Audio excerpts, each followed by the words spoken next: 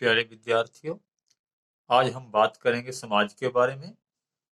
समाज की परिभाषा देते हुए उसके स्वरूप को स्पष्ट करें एवं समाज की विशेषताओं पर प्रकाश डालिए। ये हमारा आज का क्वेश्चन है। इसमें हम देखते हैं, मनुष्य एक सामाजिक प्राणी है जो समाज में पैदा होता है और समाज में ही अपना जीवन व्यतीत करता है। अब यहाँ पर एक प्रश्न उत्पन्न हो जाता है कि यह समाज क्या है। अब यहाँ पर एक साधारण व्यक्ति इस प्रश्न का उत्तर इस प्रकार देगा कि समाज व्यक्तियों का एक समूह है, अर्थात जहां पर व्यक्ति इकट्ठे होकर रहते हैं वही समाज है। लेकिन समाज की यह परिभाषा उचित प्रतीत नहीं होती, क्योंकि समाज कोई वस्तु नहीं जिसे हम अपनी आंखों के माध्यम से देख सकें। समाज की परिभाषा के संबंध में कहा जा सकता है कि जिस तरह जीवन एक वस्तु नहीं बल्कि रहने की एक प्रक्रिया है, उसी प्रकार समाज भी कोई वस्तु नहीं बल्कि संबंध स्थापित करने की एक प्रक्रिया है। इस प्रकार व्यक्तियों के मध्य पारस्परिक संबंधों की व्यवस्था को ही समाज कहा जाता है। ये पारस्परिक संबंध रीति रिवाज, नियमों एवं व्यवहार के रूप में हो सकते हैं।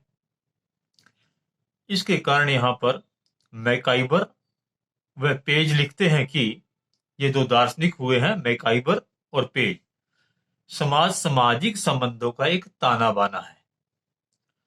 अब यहाँ पर एक और प्रश्न उत्पन्न हो जाता है कि इन सामाजिक संबंधों का विकास कैसे संभव है, कैसे इन सामाजिक संबंधों का विकास हो सकता है।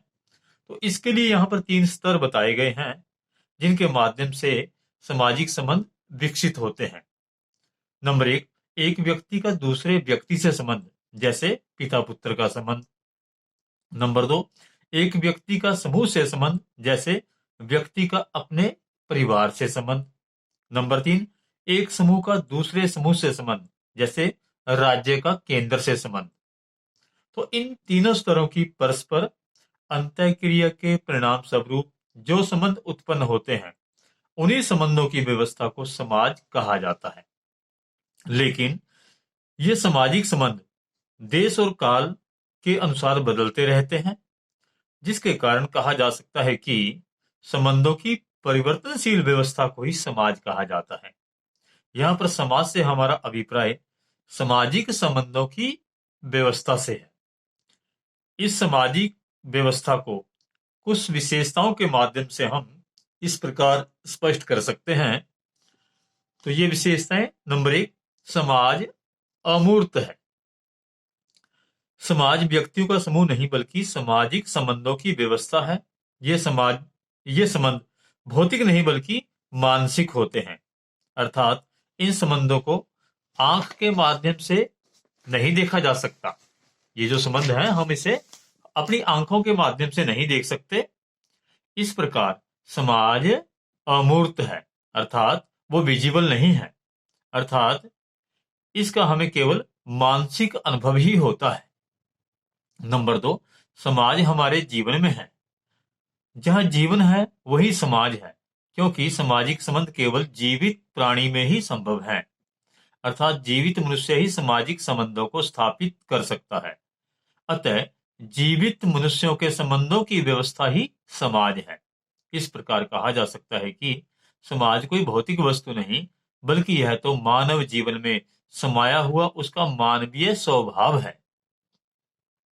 नंबर 3, समाज में समरूपता, तीसरा पॉइंट है ये। समाज में सामाजिक संबंधों का होना अति आवश्यक है, लेकिन उन सामाजिक संबंधों का विकास तब तक संभव नहीं जब तक विभिन्न व्यक्तियों में कुछ समानताएं नहीं होंगी, जैसे भाषा, खान पान, रहन सहन, रीति रिवाज इत्यादि। ये समानताएं विभिन्न व्यक्तियों में परस्पर निकटता पैदा करती हैं। इसी निकटता से सामाजिक संबंध उत्पन्न होते हैं। इन्हीं संबंधों को समाज कहा जाता है। अतः ये सामाजिक संबंध समाज में विचारों एवं शारीरिक रूप से समानता रखने वाले प्राणियों में ही संभव है। अतः समरूपता समाज की एक महत्वपूर्ण विशेषता है। तो हमारा चौथा पॉइंट है समाज में विषमता। इस भौतिक जगत में प्रत्येक प्राणी एक दूसरे से कुछ ना कुछ भिन्नता रखता है, जैसे आयु, योग्यता, व्यवसाय इत्यादि की भिन्नता। अर्थात समाज में विभिन्न व्यक्ति अपने पद, स्थिति, योग्यता के अनुसार भिन्न भिन्न कार्य करते हैं। इन भिन्नताओं के कारण ही एक दूसरे के प्रति वे आकर्षित होते हैं। इनमें सामाजिक संबंध बनते हैं। यह विषम रूपता ही समाज की एक अनिवार्य विशेषता है। हमारा पांचवा पॉइंट है समाज में सहकारिता। व्यक्ति को अपनी विभिन्न आवश्यकताओं की पूर्ति के लिए एक दूसरे के सहयोग की आवश्यकता पड़ती है। अर्थात प्रत्येक व्यक्ति अपनी आवश्यकताओं की पूर्ति अकेला नहीं कर सकता। समाज में आवश्यकताओं की पूर्ति का कार्य सहकारिता अर्थात आपसी सहयोग से ही संभव है। ये जो आवश्यकताओं की पूर्ति है ये आपसी सहयोग से ही संभव हो सकती है। यहाँ पर सहकारिता का अर्थ है आपसी सहयोग। जैसे एक परिवार में महिला घर पर रहते हुए घरेलू कार्यों को संपन्न करती है, जबकि पुरुष रोटी, कपड़ा और मकान के प्रबंध के लिए बाहर से पैसा जुटाता है या पैसा कमाकर लाता है। इस प्रकार सहकारिता से ही सामाजिक संबंध स्थापित होते हैं। अब हमारा 6 नंबर पॉइंट है, नंबर 6, समाज में संघर्ष। संघर्ष के बिना आर्थिक एवं राजनीतिक विकास संभव नहीं है। इस संघर्ष के समाज में अनेक रूप हो सकते हैं, जैसे दो व्यक्तियों में संघर्ष, दो समूहों में संघर्ष, दो उद्योगपतियों में संघर्ष। यदि समाज में संघर्ष अर्थात प्रतिस्पर्धा न हो तो समाज में सामाजिक विकास संभव नहीं है। ये संबंध संघर्ष के रूप में सामाजिक संबंधों को विकसित करते हैं। नेक्स्ट पॉइंट नंबर 7, जीवन में परिवर्तनशीलता।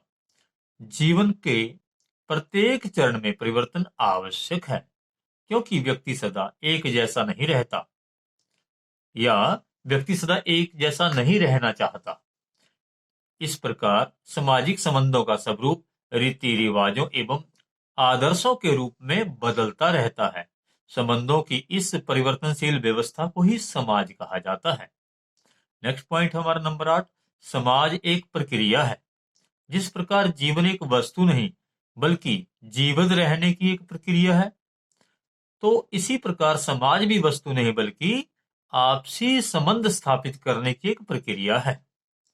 तो इस प्रकार इन सब विशेषताओं के माध्यम से जो ऊपर ये विशेषताएं बताई गई हैं, इनके माध्यम से स्पष्ट होता है कि समाज व्यक्तियों के आपसी संबंधों एवं रीति रिवाजों की एक व्यवस्था है, जिसे समाज कहा जाता है।